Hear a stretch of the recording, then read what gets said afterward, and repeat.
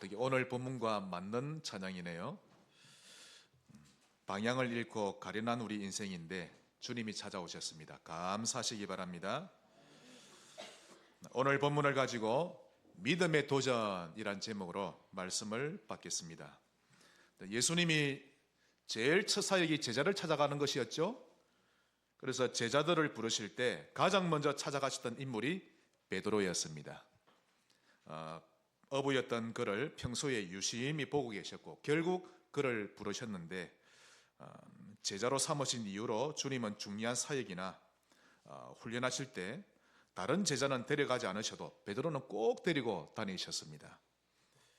결국 주님이 부활하시고 승천하신 후에 남아있는 제자들 중에 베드로가 수장 역할, 즉 맏형 역할을 하게 되는데 이 부분에 대해서는 다른 제자들도 당연히 그래야 되지 라고 말할 만큼 예수님이 베드로를 수장 역할로 이렇게 훈련시키셨는데요.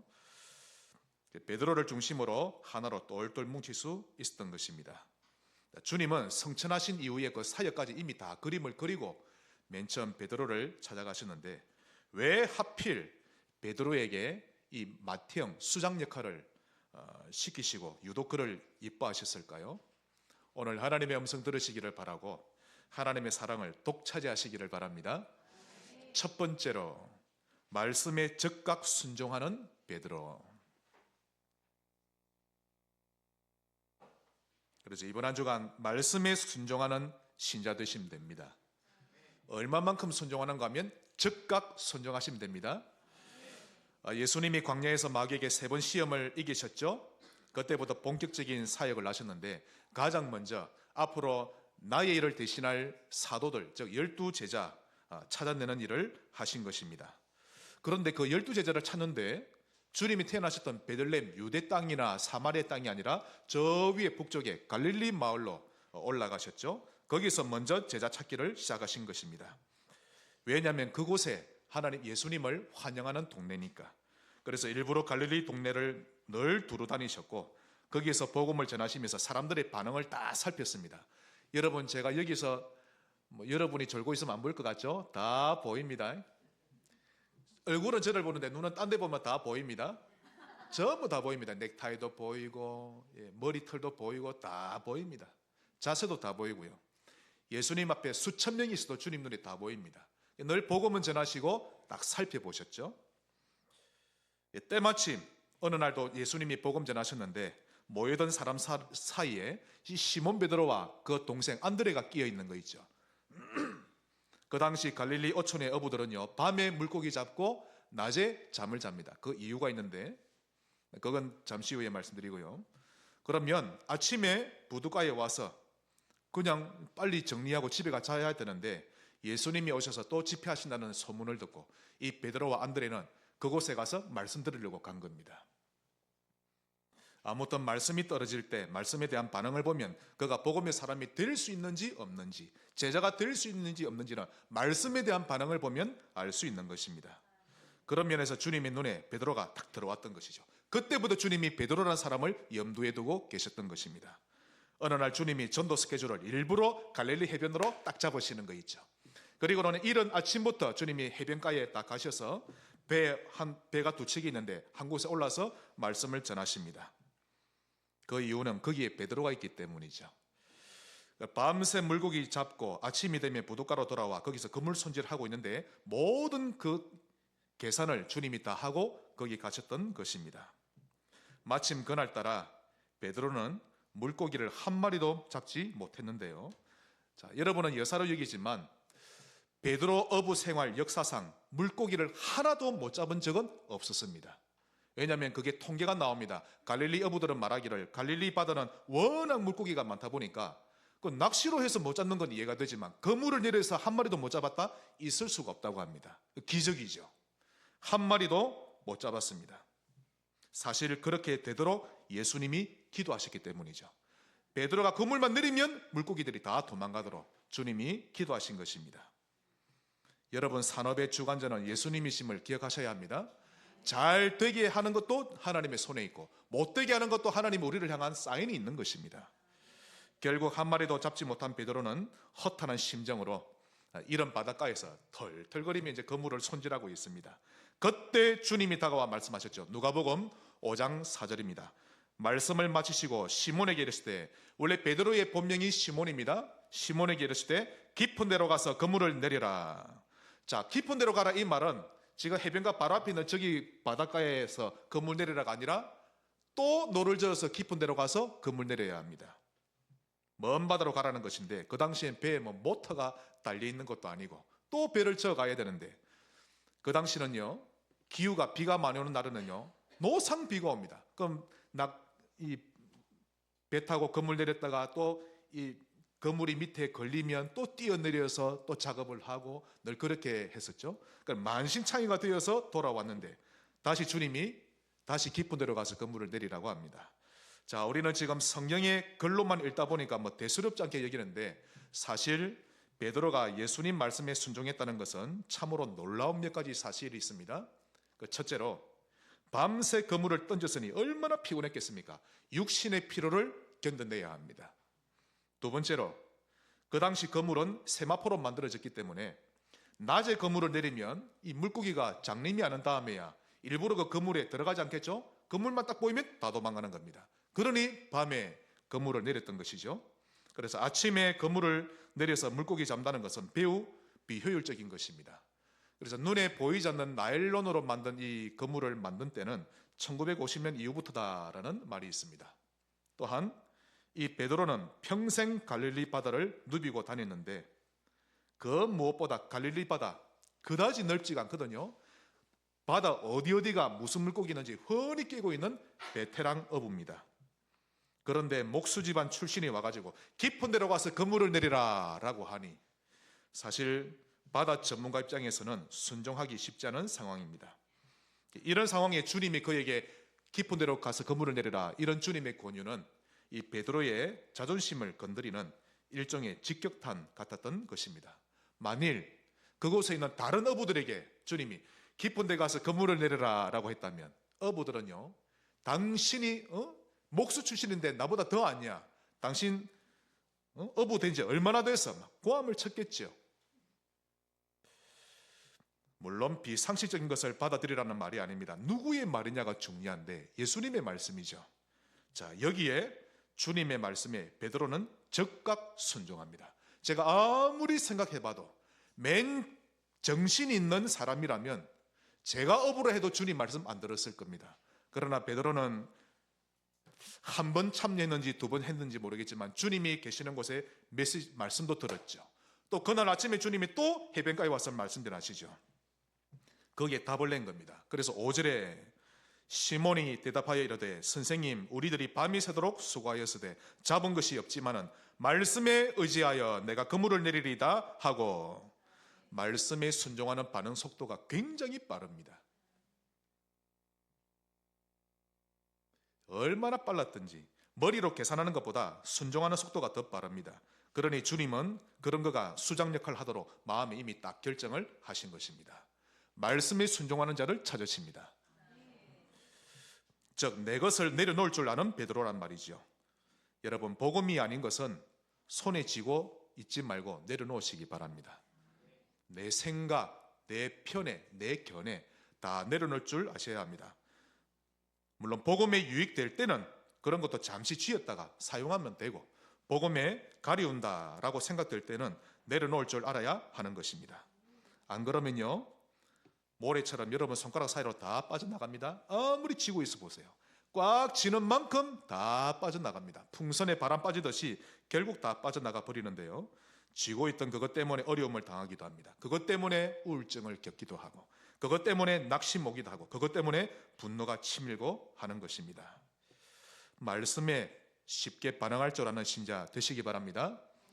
큰 두 번째로 동기가 깨끗한 베드로.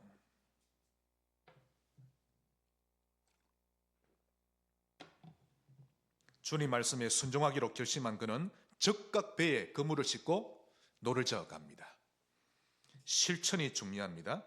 그리고는 깊은 데로 가서 그물을 던졌는데 누가복음 5장 6절에 그렇게 하니, 이게 중요합니다. 순종하니 이 말이죠. 고기를 잡은 것이 심이 많아 그물이 찢어지는지라.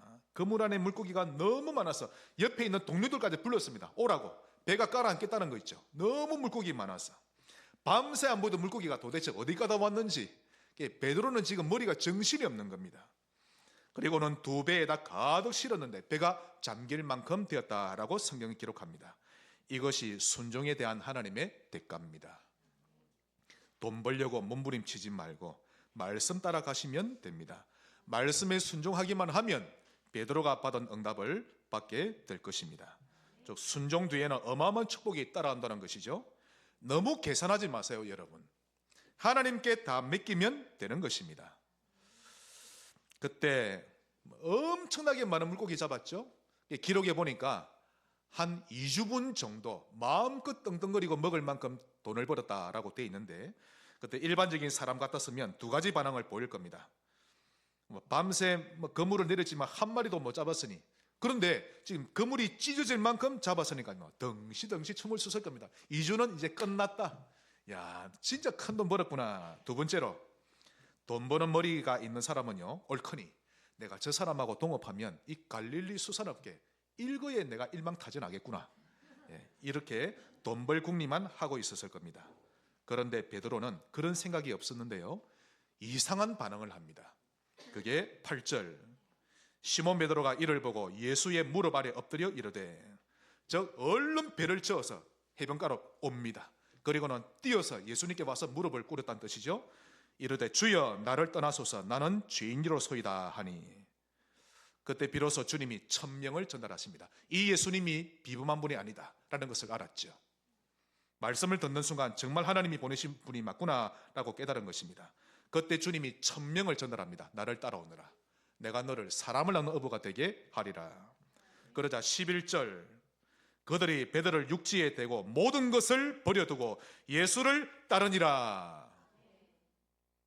동기가 깨끗한 베드로입니다. 우리의 못난 체질은 주님께 부름받은 이후에 차차 변화되어 가는 것이고, 그거는 나중 일이고, 가장 중요한 것이 순종과 동기인데, 이 부분이 되는 자가 믿음으로 도전할 줄 알게 되는 것입니다. 그러므로 순수한 동기 가진 신자 되시기 바랍니다. 사람마다 처음 예수 믿을 때 동기와 이유 다 다릅니다. 제각각이죠. 자녀에게 문제가 와서 예수 믿게 되고, 경제적으로 큰 위기가 와서 예수 믿게 되고, 또 자신이나 가족에게 영적 문제가 와서 예수 믿게 되는데, 어떤 사람은 귀에 환청 들리고, 지난번에 우리 신사문이 통해 왔죠? 계속 귀에 문 소리 들립니다. 물소리도 들리고, 예수를 인접하는 순간 끝나버리는 거 있죠. 사모님께 전해서 바로 언니 소리가 안 들려요. 그게 귀신이 주는 소리였습니다. 어떤 사람은 귀에서 환청 들리니 예수 믿고 구원받고, 다른 사람은 다른 사람 눈에는 안 보이는 귀신이 내 눈에는 보이니, 또 다른 사람의 사주가 보이는 거죠. 또 보면 점을 치면 점친 대로 다 나오는 겁니다. 야, 내가 이대로 갔다가는 나는 천상무당대 팔자구나. 예수 믿어야 되겠구나. 그래서 예수 믿기도 하고, 이렇게 해서 구원받게 된 사람 정말 많습니다. 또 태어나 보니 예수 믿는 가정이라서 부모님 따라 교회 다니다가 자연스럽게 예수 믿고 구원받게 된 모태신앙인들도 많습니다. 이유나 동기가 어찌되었든 예수 믿고 구원받게 되었으니 도리어 그런 어려움들이 축복이었던 것임은 틀림없는 사실입니다. 그래서 여러분에게 문제가 온 것을 감사하시기 바라고, 그런 어려움 때문에 예수 믿고 구원받게 된 것입니다. 그런 어려움이 없었으면 여러분은 여전히 죄인으로 살다가 지옥 갈 뻔했는데 얼마나 감사한 일입니까? 어쨌든 그렇게 믿음으로 출발한 이후로는 여러분이 하나님의 자녀가 되었으니 이제 하나님과의 관계가 아름답고 순수한 관계로 발전되는 것이 필요합니다. 다시 말씀드리면 조건 없는 순수한 관계가 되어야 한다는 것입니다. 여러분, 부모와 자식 간에 조건이 있습니까? 내게 유익되면 부모고 자식이고, 내게 유익이 안 되면 부모도 아니고 자식도 아니고, 무슨 그런 관계가 있습니까? 있을 수가 없는 관계죠. 예수 믿고 구원받아 하나님의 자녀가 되었는데 이후로는 살든지 죽든지 하나님은 나의 아버지가 되시고, 산업이 잘 되든지 못 되든지 상관없이 하나님을 사랑하고, 가난하든지 부유하든지 그것과는 전혀 상관없이 말씀에 순종하며 사는 것입니다. 그래서 베드로는 처음부터 그랬던 것입니다. 예배 드리고 싶으면 드리고, 드리기 싶으면 아니고, 아닙니다. 여러분, 하나님 중심으로 사세요.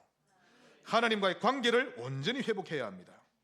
베드로는요, 어느 날 나사렛 출신의 사람이 딱 나타나서 말씀하시는데 그 말씀을 듣는 순간 나의 구주 나의 하나님으로 모셔드리는 겁니다. 순수한 사람이었죠. 그러므로 그분과의 관계에 베드로는 다른 조건이 없었습니다. 다른 사람은 저분과 함께 수산업계를 장악해야 되겠다가 아니라 나를 따르라, 다 버리고 올 수 있겠냐, 다 버리고 주님을 따랐던 것이죠.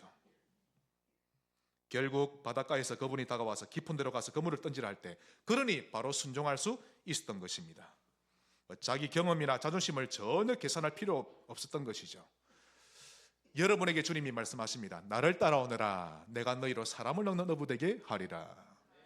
특히 우리 청년들 동기가 순수하시기를 바랍니다. 하나님과 여러분 사이에 계산하지 마세요. 어디 부모와 자식 간의 조건을 답니까? 모든 것을 버려두고 베드로는 따랐는데요, 나중에 베드로 어떻게 죽었죠? 십자가에 거꾸로 달려 죽었죠. 나는 주님은 십자가에 달려 죽으셨지만 나는 주님과 똑같이 할 수 없다. 감히 내가. 그리고는 십자가를 달려서 거꾸로 매달아달라. 본인이 요청한 겁니다. 그리고는 그렇게 순교했던 것입니다. 그런 그의 순수한 동기를 주님은 보셨고 그를 수제자로 점 찍으셨던 것입니다. 그러므로 환경에 따라서 예수님을 믿었다 안 믿었다 하지 말고 믿는 동기가 순수하시길 바랍니다. 기분에 따라 믿었다 안 믿었다 하지 말고 일이 잘 풀리고 안 풀고에 따라서 믿었다 안 믿었다 하지 말고 동기가 순수하시기 바랍니다. 자, 동기가 순수하다는 말을 다시 말씀드립니다. 내가 믿는 나의 하나님의 절대 주권을 인정하는 것입니다. 할렐루야. 목사의 말에 상처받지 마세요. 특히 설교에 상처받지 마세요. 하나님 말씀에 아멘 하는 것입니다. 우리 박근사님처럼 이번에 주보에 그러면 그렇지, 하나님이 또 나를 사랑해서 이 말씀 주셨구나. 나를 때리는 말씀이어도 나를 아프게 하는 말씀이어도 하나님 앞에 아멘 하는 것입니다. 시편 125편 1절 여호와를 의지하는 자는 시온산이 흔들리지 아니하고 영원히 있음 같도다. 여러분, 산이 뭐 여기 갔다 저기 갔다 합니까? 금보산이 움직입니까? 그대로 버티고 있는 것처럼 여호와를 의지하는 자는 영원히 흔들리지 아니하리로다. 하나님만 의지하시기 바랍니다. 동기가 순수했던 베드로, 그러니 그를 수장으로 하나님이 인정하셨죠. 마지막 큰 세 번째로 믿음으로 도전하는 베드로입니다.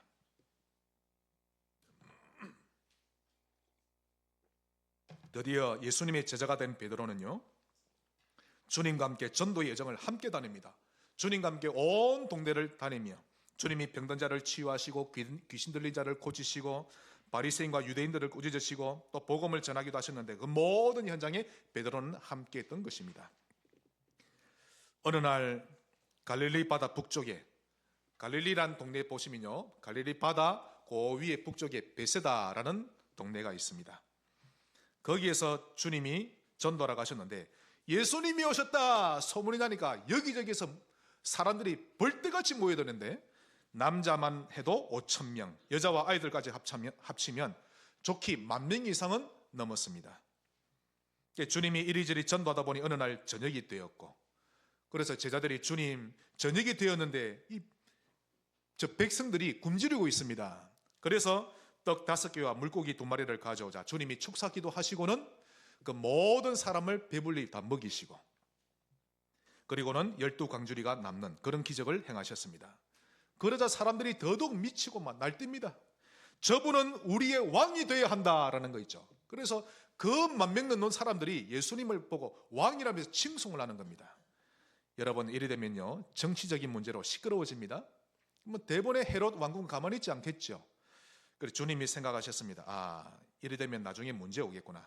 전도 운동에 차질이 생길 것은 자명한 일이고, 그래서 제자들을 제청합니다. 너희들 먼저 배 타고 저 바다 건너편 가버나움으로 가 있으라. 그리고는 주님은 제자들을 보내시고 홀로 기도하러 산으로 올라가셨습니다. 자, 제자들은 이제 배 타고 바다 한가운데로 지나갑니다. 그때 밤 사경인데 새벽 3시에서 6시 사이쯤 됩니다.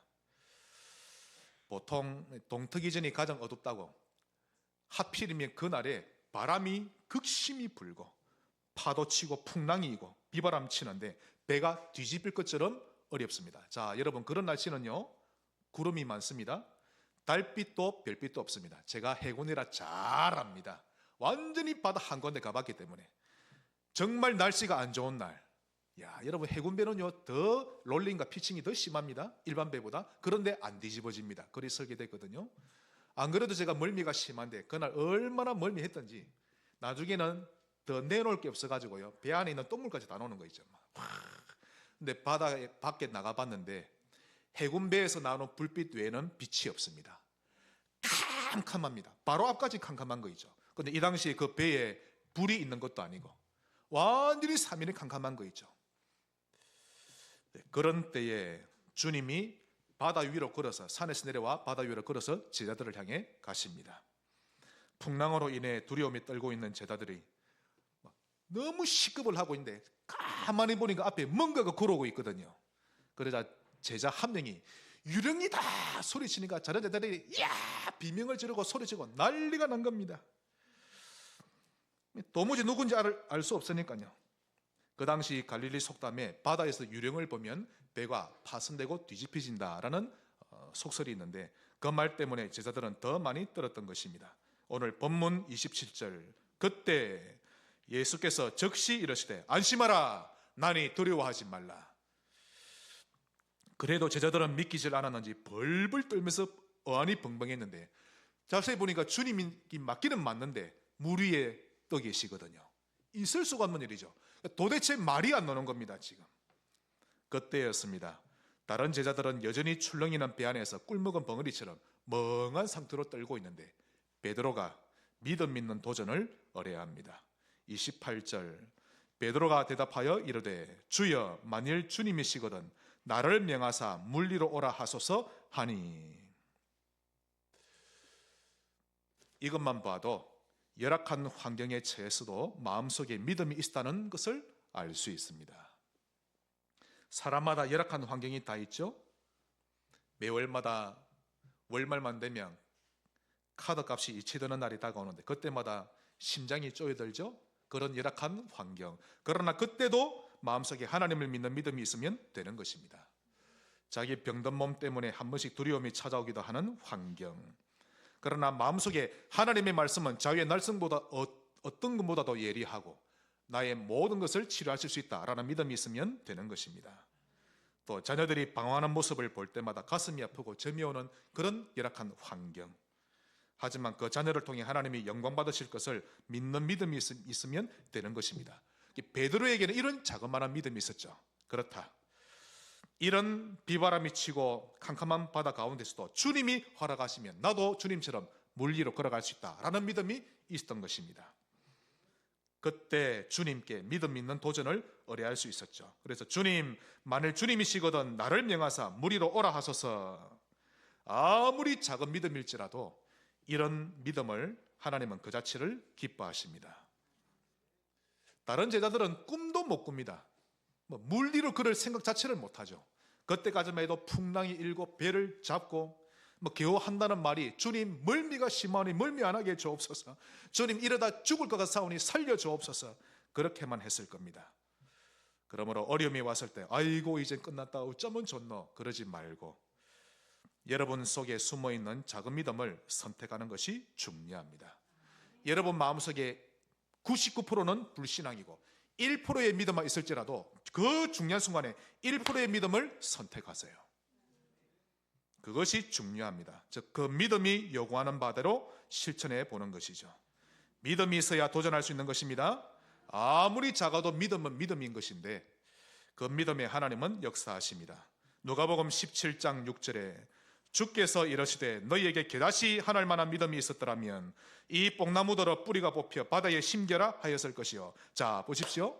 99%는 그 불가능하지. 그러나 1%는 그러나 주님이 하시면 할 수 있어 라고 1%를 선택하면 하나님 그대로 하시겠다는 것입니다. 그것이 너희에게 순종하였으리라. 겨자씨만한 믿음에도 놀라운 기적이 일어난다는 말씀입니다. 그러므로 여러분의 실천과 선택이 중요한 것입니다. 지금 예배 드리러 가야 되나 말아야 되나. 99%는 가기 싫어. 1%는 가야 될 낀데 가야 될 낀데를 선택하시는 겁니다. 그 증거로 주님이 베드로의 도전을 받아들이셨습니다. 베드로에게 오라 하시자. 베드로가 진짜 믿고 배에서 뛰내렸죠. 그러니 물 위에 선 겁니다. 그리고는 한 걸음, 두 걸음 걷기 시작하는데요. 지구 역사상 최초로 물리를 걷는 사람이 된 것입니다. 다른 11제자는 베드로가 무리를 걷는 구경꾼 노릇만 하고 있고, 베드로는 실제로 체험하는 증인이 된 것입니다. 물론 비록 몇 걸음 가다 부는 바람에 두려움 때문에 바다에 빠졌을지라도 베드로는 잠깐이지만 주님의 능력을 체험했던 증인이 된 것입니다. 그러므로 믿음이라고 하는 것은 이미 갈라진 요단강을 보고 믿는 것이 아니라 갈라질 것을 미리 바라보고 요단에 발을 내딛는 것이 믿음인 것입니다. 무너진 여리고를 보고 믿는 것이 믿음이 아니라 여리고가 무너질 것을 믿고 말씀에 순종하여 여리고를 도는 것이 믿음인 것입니다. 히브리서 11장 1절로 2절, 믿음은 바라는 것들의 실상이요 바라는데 실제로 보이는 상입니다. 바라는 것들의 실상이요 보이지 않는 것들의 증거니 선진들이 이로써 증거를 얻었느니라. 이런 증거를 얻는 선진이 되시기를 바랍니다. 베드로는 이미 물리를 걸어갈 수 있음을 믿었죠. 그리고는 주님께 믿음의 도전을 의뢰할 수 있었던 것입니다. 그러므로 믿음 믿는 자가 도전할 수 있는데 이런 믿음이 여러분에게 솟아나기를 바랍니다. 말씀의 결론 맺겠습니다. 물리를 걷던 베드로가 결국 지속하지 못하고 바다에 빠져버렸는데 그 이유는 주님을 바라보던 눈이 바람을 바라보다 두려움에 빠져버렸기 때문입니다. 즉 주님을 향하던 눈을 환경으로 돌리면 믿음을 잃습니다. 오늘 본문 30절에 바람을 보고 무서워 빠져가는지라 소리질러 이르되 주여 나를 구원하소서 하니, 이 바다는 세상을 가리키죠. 그러므로 환경만 쳐다보면 세상에 빠져버립니다. 그러니 주님을 바라보는 것 외에 세상을 이길 길이 없는 것입니다. 아마 제 생각에는요, 예수님이 바다에 빠져가는 베드로의 손을 잡으시면서 왜 믿음이 적으냐, 왜 의심하느냐라고 건져 올리실 때 질타하기보다 자식 믿음이 있었구나 너만은 그런 기쁜 마음으로 그러지 않으셨겠나라는 생각이 듭니다. 그러므로 두 번째로 믿음이 떨어지지 않기를 기도하세요. 누가복음 22장 31절로 32절, 시몬아 시몬아 보라 사탄이 너희를 밀가부르듯 하려고 요구하였으나, 하나님 앞에서 계속 참소하죠. 그러나 내가 너를 위하여 너의 믿음이 떨어지지 않기를 기도하였노니 너는 돌이킨 후에 내 형제를 굳게 하라. 믿음이 떨어지면 아무것도 안 됩니다. 영적으로 멍한 상태 됩니다. 절대 믿음만큼은 떨어지면 안 됩니다. 그러니 사단은 언제든지 여러분의 믿음이 떨어지기를 늘 시도하고 있죠. 특히 여러분의 가장 약한 부분을 이용해서 떨어뜨리는 것입니다. 저 성도는 저 부분만 건드리면 100% 교회 안 나간다, 반드시 믿음 떨어진다, 그거 잘 알고 있습니다. 저 렘넌트는 이성을 통해 유혹하면 교회 안 나갈 것이고, 저 성도는 자존심 건드리면 분명히 교회 안 나간다, 믿음 다 놓을 것이다, 잘 아는 것입니다. 그러므로 믿음이 떨어지지 않기를 기도하셔야 합니다. 환경을 통해 믿음을 떨어뜨리고 사람을 통해 믿음 떨어뜨리고, 그것도 원수를 통해서만이 떨어뜨리는 것이 아니라 여러분과 사이가 좋은 사람, 여러분이 사랑하는 사람을 통해서도 믿음을 완전히 떨어뜨리는 겁니다. 믿음만 떨어지면 멍해지니까 말씀도 안 들려고, 졸리고, 예배도 싫고, 교회에 헌신하기도 싫고, 다 싫어지는 겁니다. 믿음 회복하세요. 생명 걸고서라도 믿음을 회복하셔야 하는 것입니다. 왜 결단을 못합니까 여러분? 하나님 앞에서 결단하세요. 버릴 것은 버리고 가질 것은 가지고, 한 번 사는 인생인데 믿음을 도전하시기 바랍니다. 마태복음 6장 13절 보시면 이런 부분에 주님이 기도 제목으로 주셨습니다. 우리를 시험에 들게 하지 마시옵고 다만 악에서 구하시옵소서. 나라와 권세와 영광이 아버지께 영원히 있사옵나이다. 정말 여러분은 영광이 아버지께 맡기를 원합니까? 여러분의 일생이 하나님께 영광되기를 원합니까? 그러면 만일 여러분에게 마음의 믿음이 흔들린 때가 온다라고 느껴지면 시험에 들게 하지 마옵소서라고 100번을 기도하세요. 100번을 하셔야 됩니다. 그러면 웬만해선 시험에 들지 않을 겁니다. 시험에 들게 하지 마옵시고 악에서 구하옵소서. 그만큼 믿음을 소중히 여기고 믿음을 잃지 않도록 주의해야 하는 것입니다. 정말 믿음 회복하셔야 합니다. 또한 결단하셔야 합니다. 안 그러면 여러분 믿음 다 빼앗아 갑니다. 깨어난 영적 상태 되셔야 합니다. 뭔가가 걸려도 걸립니다. 교회에 헌신하기 싫고 그냥 나가고 싶고 뭔가가 다 싫은 겁니다. 이내가 그러는 거 있죠. 요즘에 대학생들 뭐 모여서 좀 합시다라고 하면 안 모인답니다. 세상이 좋고 친구 좋고 PC방이 좋고 가면 갈수록 그러합니다. 개운한 영적 상태, 행복한 영적 상태, 정말 복음이 너무 좋은 영적 상태, 하나님을 사랑하는 상태 되시기를 바랍니다. 그러므로 마지막 세 번째로 믿음을 유지하는 법을 배우셔야 합니다. 이 말은 믿음으로 사는 삶에 도전해야 한다는 뜻인데, 이 부분은 마태복음 13장에 나오는 네 가지 땅 비유에서 정답을 찾아내셔야 합니다. 땅 네 가지 뭐뭐 나오죠? 길가, 돌밭, 가시밭, 좋은 땅, 좋은 밭. 믿음으로 사는 삶에는 네 번째인 좋은 땅밖에 없습니다.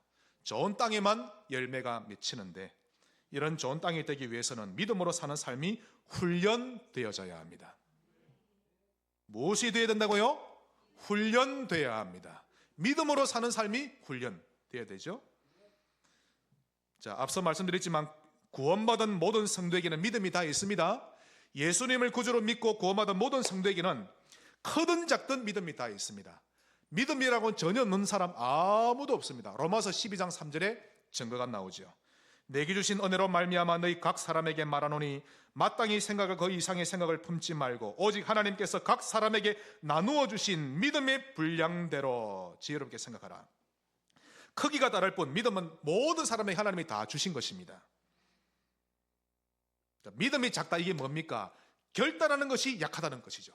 믿음이 크다는 말은 하나님의 뜻을 결단함이 쉽다는 뜻입니다. 그러나 크든 작든 상관없습니다. 현재 여러분이 가지고 있는 믿음, 그거 가지고 믿음을 선택하는 삶을 훈련할 줄 아셔야 합니다. 그래야 한다면 시간이 지날수록 좋은 땅으로 변화되어 갈 것입니다. 누구든지 그렇게 됩니다. 다시 말해서 순간마다 여러분의 마음속에서 말하는 믿음의 요구대로 선택하며 결정하십시오. 그러면 됩니다. 그 믿음의 소리에 귀를 기울이고 1%의 믿음의 소리에 귀를 기울이고 그 믿음의 말대로 선택한다면 그런 선택들이 하나둘씩 모여서 여러분을 점점 믿음의 사람으로 만들어 갈 것입니다. 그러니 지금 길가여도 괜찮고 돌밭, 가시밭이어도 괜찮습니다. 믿음의 소리를 선택하는 훈련 속에 들어가기만 하면 결국 좋은 땅으로 변화될 것입니다. 베드로가 처음에는 물리를 몇 걸음만 걷다가 빠졌죠? 괜찮습니다. 나중에는요, 아예 물리를 계속 뛰어다닐 만큼 믿음의 거장이 되었죠. 그렇게 베드로처럼 믿음으로 살아가는, 또 믿음으로 도전하는 그런 성도 되시기를 주 예수 이름으로 축원합니다. 하나님 감사합니다. 베드로를 부르신 것처럼 우리를 불러주신 것을 감사합니다. 믿음으로 도전할 수 있을 만큼 믿음의 사람 되게 해 주옵소서. 예수님 이름으로 기도합니다. 아멘.